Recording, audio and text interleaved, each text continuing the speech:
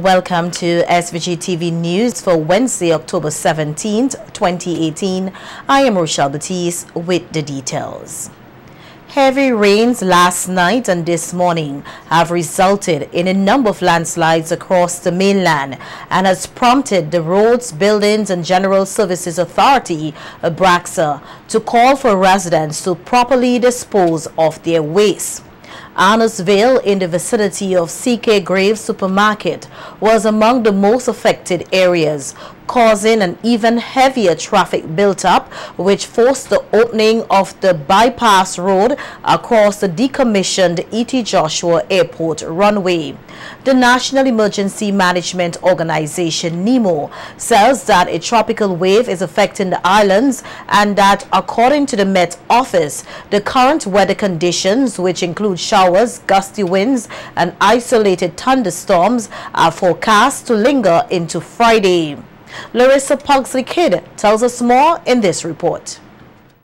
Office reported that more than 3 inches of rainfall was recorded today, resulting in flooding across several communities. Areas inundated included Kingstown, Buchanan, Calico, and Arnorsville. At the CK Graves Supermarket at Arnorsville, the Ministry of Transport and Works temporarily opened the old bypass road across the E.T. Joshua Airport to ease the traffic that had a build-up to as far as Villa. However, the water receded within several hours, leaving behind debris on the roads, which were cleared by dispatch crews. BRAXA's communications officer, Roxton Millington, told SVG-TV News that there were landslides at Maroon Hill, Fairhall, and Sharps, and in Cane Garden. At Noel in Sandy Bay, the water rose, making the roads impassable. Workers have since been deployed to all areas to clear the roads, and Millington is appealing to persons to properly dispose of their garbage and not to discard the tree trimmings in a careless way, thus contributing to the flooding. Persons are still disposing of their trimmings in the drain, and we are seeing a lot of that. From the heavy rains this morning, we are seeing a lot of trimmings, and most of it would have blocked the drains, hence the results of the flooding in those areas. So we still want to appeal to the public and to persons to desist from doing these practices.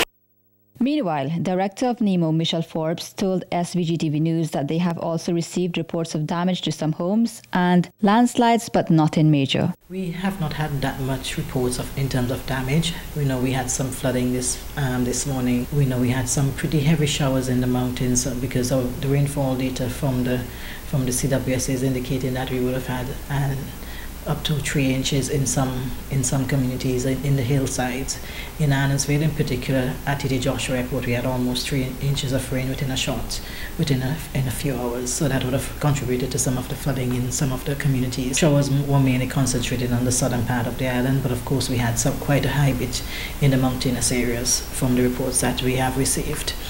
We had one house reported a landslide damage in Sharps, and in Spring Bible, we have also one report of a house roof being blown off from high gusty winds last night. So those are the only 2 reports we have thus far. Public, the motorists, the residents in low-lying areas prone to landslide to be extremely alert, because if the rain continues in the next few days, then the threat for landslides are going to increase.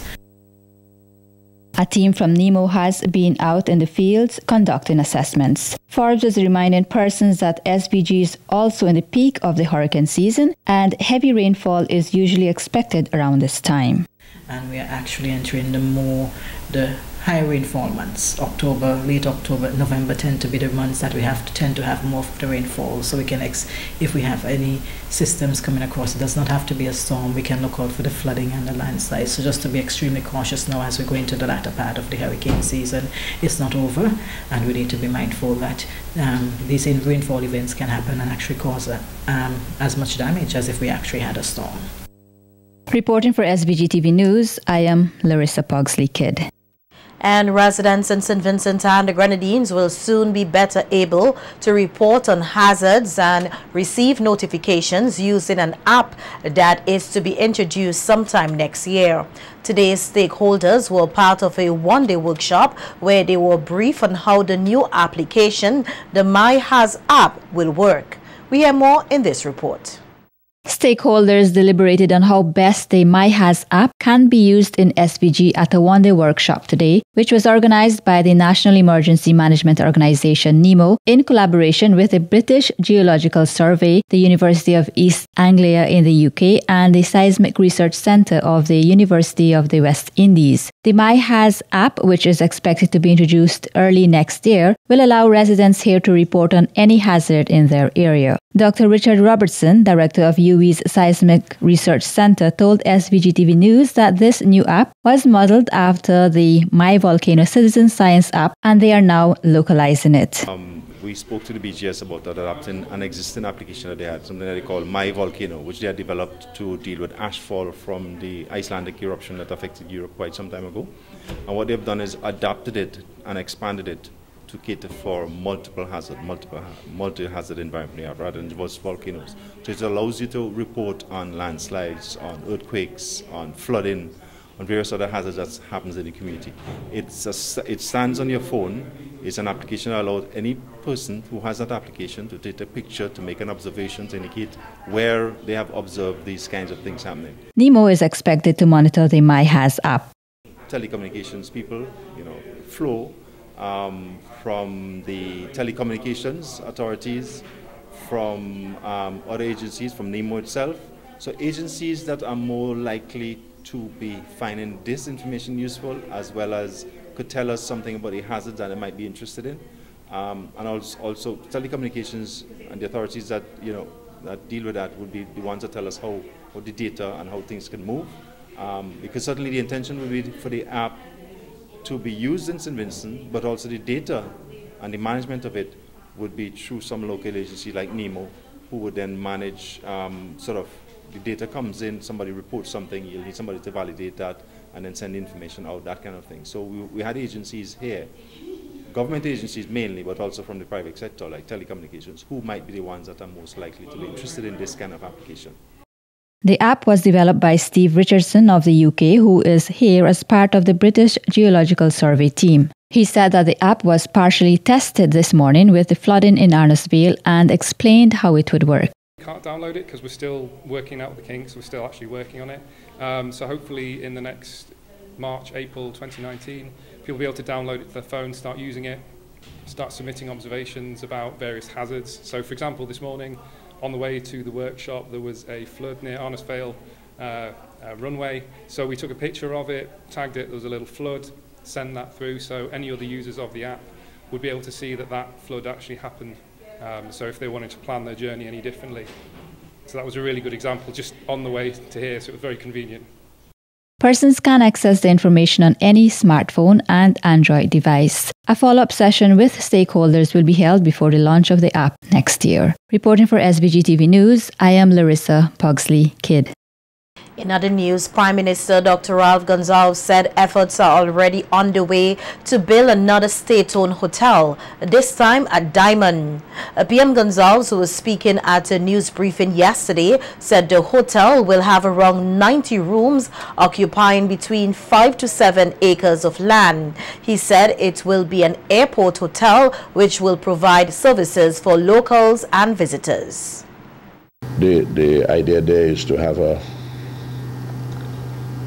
Holiday Inn Express and but put something, a little extra feature or two to it, swimming pool and so on, so Vincentians can go and weekends, families in the holidays and so on.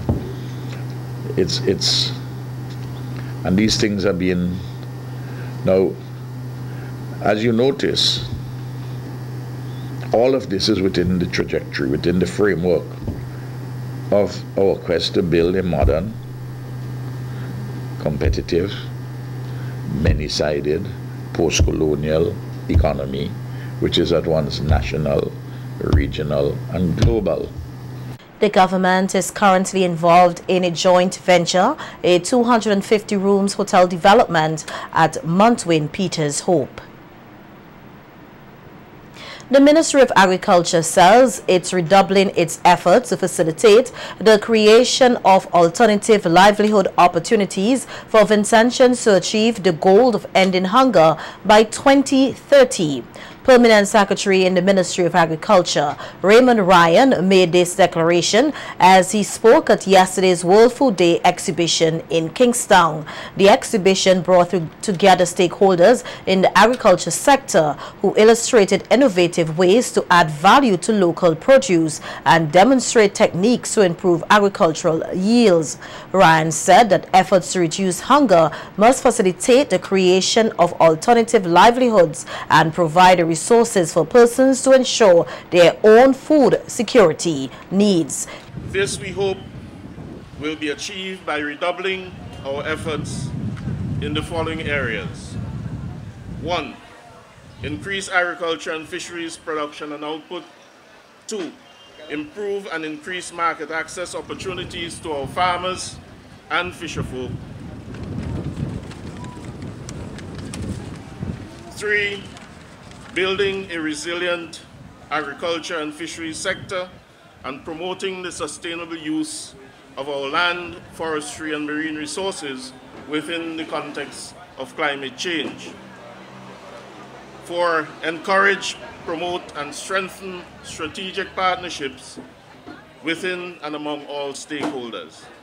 And 5. Encourage increased private sector investment in the sector, including the promotion of youth involvement within the sector. The Ministry takes the opportunity through today's exhibition to showcase our collective efforts to achieve the goals of zero hunger, ensure food security, realize increased earnings at the individual and household levels, and growth in the domestic economy. Meanwhile, Dr. Colleen Phillips, local representative of the Food and Agriculture Organization, the FAO, said that a small percentage of the population is still considered undernourished and suffers from diseases such as diabetes and hypertension. She said non-communicable diseases account for a large percentage of deaths here and called on the population to work towards zeroing hunger and undernourishment. Our present actions will determine our future. A zero hunger world by 2030 is still possible. Thank you for your attention. Quote ended. I close in reiterating that this is where we need all hands on deck. I challenge us all to enhance our habitual nature in using every possible square inch of land to produce healthy foods. Respect our availability of water and conserve it, because water too is necessary for good nutrition. I urge all to consider again the adoption of a school, maintenance of our environment. It is not just about the day. It's not just about today. But it is, with all fairness, should be seen as an aim and an objective for the next 15 years. All hands on deck. I thank you. Several persons who are engaged in producing a variety of goods used the opportunity to display their unique products at Tuesday's exhibition. 3 exhibitors spoke to SVG-TV News and highlighted how they are able to add value to their work. Several different types of bananas on display. There are Fia bananas and some bananas bred by Syrian. The Fias, they have been bred by the Honduran Foundation for Agricultural Research, and they are practically tolerant to Brachypeltoga disease. So we brought them in 2015 to evaluate their performance here in St. Vincent and the Grenadines. It was part of a regional program which was done in St. Vincent, Dominica, St. Lucia and Guyana. I mentioned earlier that green cooks, they are very good in terms of consumption and consumer acceptance, but in terms of ripe, they are not the best. I don't know if you know of the local variety which is called Makobi. If you ever eaten one ripe, this is what the Fia would normally taste like, so it's sort of like an acquired taste. The Fia 17, however, is the closest to the traditional Cavendish which we are accustomed to eating ripe. Okay? So this in a nutshell is sort of what the differences are between the fear. But generally, among the entire group, they are tolerant to black sigatoka disease, they are more productive than Cavendish, they are drought tolerant, and they are very good for processing and eating green boil. Brioche. We specialize in handmade, locally handmade skincare products. Now today is World Food Day, and the message that Brioche wants to bring across to everyone is that the food that we use is more than what you just ingest, more than the food that you eat. What you put on your skin is just as important. We have our aloe. Everyone knows the aloe. We have it in our aloe vera lavender soap here, and two very powerful spices. We have the turmeric, or what locally known as saffron, the turmeric, the moringa. We have it in our lemongrass blend soap right here, right? So all of these natural herbs, spices that we know is good to eat, good for our bodies, we have it in a way that is good for your skin just as well. Close to 50 graduates of the St. Vincent and the Grenadines Community College are being provided with assistance from the government to pursue further studies at university. A release from the Office of the Prime Minister states that a record 47 graduates received national scholarships, exhibitions and bursaries, which will help fund their university studies in a number of academic disciplines. The news release said the selection process was guided by the application of an objective point system for an institution which has grown extensively over the last few years and delivers an array of subject offerings and specialization. National scholarships cover tuition fees, books, incidentals, airfare and economic costs at the University of the West Indies only, and also includes a stipend for living expenses as well as ground transportation. Bursaries carry an annual value of $20,000 over a maximum of 3 years. And Vincentians pursuing tertiary education have been challenged to use their education in making meaningful changes for themselves and their communities. This challenge was issued by the chairperson of gaku Scholarship Committee, Minerva Glasgow, as the credit union today distributed 5 bursaries to students. Glasgow said the credit union continues to provide opportunities for members and children of members to pursue higher education. Glasgow encouraged the students to assist in building their communities through the skills and knowledge which university education provides. Your tenure, you should be equipped with more skills and knowledge to create things, to gain wealth, and to contribute usefully to your country's progress and development. Just as important, it should give you confidence, self-respect, and hopefully a generous spirit to share your material possessions and talents with others.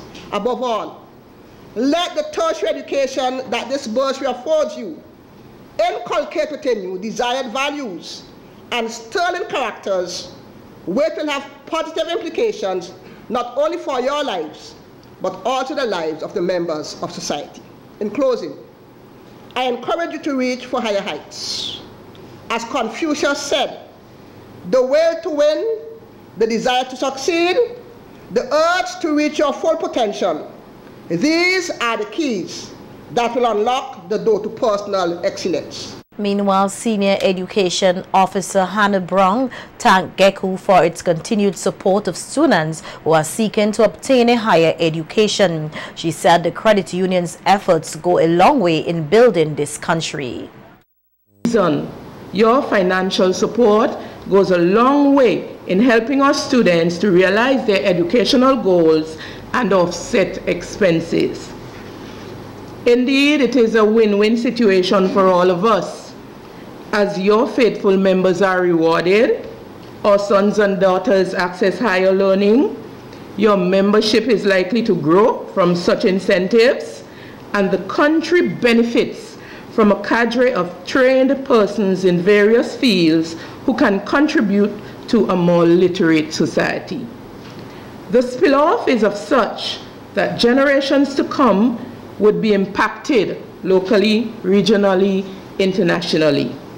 So even as we celebrate our nation's 39th independence anniversary, we applaud gaku for its commitment to nation building. Shamika Cambridge, one of the bursary recipients, gave the assurance that gaku's investment will yield positive results. On behalf of the other bursary recipients, I would like to express a heartfelt thank you to the General Employee Cooperative Credit Union, gaku, for their generosity towards us. We say thanks, thanks, thanks. The money will be put to good use. It would be used towards our educational advancement. We urge that you continue to invest in the human resource of St. Vincent and the Grenadines, since true development comes through an educated and equipped workforce. Again, we say thank you. We wish you continued success. We would eagerly assist you in building a better SVG. Prime Minister Dr. Ralph Gonsalves has unveiled his latest publication titled The Romney Affair and Its Aftermath. The book is a republication of an article written by the Prime Minister when he was the president of the Guild of Students at the UWI Mona campus, Jamaica, in the 1960s. At a news briefing Tuesday afternoon, the Prime Minister said October 16 marked 50 years since the events known as the Romney Affair and the start of his political activism. He said the republication gives an account of the protest and its aftermath. It's quite a momentous event. I've been advised that it's the largest protest that Jamaica had seen since the 1938 anti-colonial uprisings. There have been other protests, but this one. There was after we had left the city, there was a lot of looting and burning and some terrible activities, but the students were not involved in that. So in the early mid-1970s, I'd written a document called The Romney Affair and Its Aftermath, and it was published in Caribbean Quarterly. Professor Rex Nettleford was the editor of Caribbean Quarterly at the time. And what I did, I just simply did some editorial changes, corrections, went over this in preparation for as a 50th anniversary commemoration, which I've distributed to you already. In Jamaica, tonight in Jamaica, Professor Meeks is delivering a lecture at the Undercroft at the university on this matter. An appeal has been made to the public for more assistance to be given to people who are blind and visually impaired and are dependent on others. The appeal was made on Monday by Stanley Richards, president of the National Society of and for the Blind, as blind and visually impaired persons engaged in a march and rally in Kingstown to focus on the importance of the white cane. Richards told SVG-TV News that the National Society of and for the Blind is seeking additional support for a program under which a number of persons who are blind receive a monthly supply of basic food items and toiletries. For example, I'm in charge of a program that we have here that we give about 30 so persons a food package every month, totally also blind persons. And I find it it's getting difficult for me to get things through some people sometimes. I used to get it easier before. Okay? Because sometimes, and that is something I don't like, but sometimes we have to cut down on what we give them. Because they're accustomed to this thing, like a lady came last week, collected her stuff and said, Sir Richards, last month and this month, I get a beef, you know. Those kind of things, those are the things that just get to me. Richards said previously they obtained help from overseas civic-minded individuals and local manufacturers, some of whom are no longer in business. Before this, we used to get funding from an agency from overseas to do it because they had said to us that it's a good program, but then like every other thing. that has dried up. And the only people that we could depend on, the only people I could depend on, like, would give me some stuff every quarter is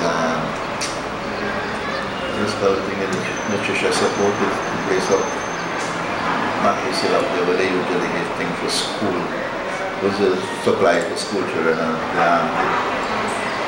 the food that they cook for school people and children and so on, nutrition support, that's something like that. They would give me some stuff, but that is not enough really.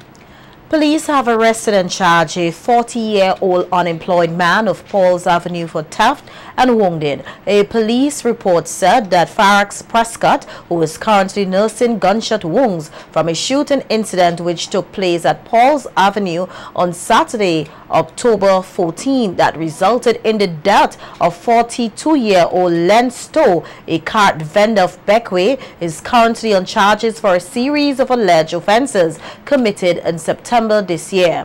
Prescott is alleged to have chopped a 26-year-old laborer of Kingston Park on his left hand with a cutlass and stealing $180 from him. Prescott was also charged with dishonestly receiving 13 piglets, which were allegedly stolen from a 50-year-old farmer of Green Hill.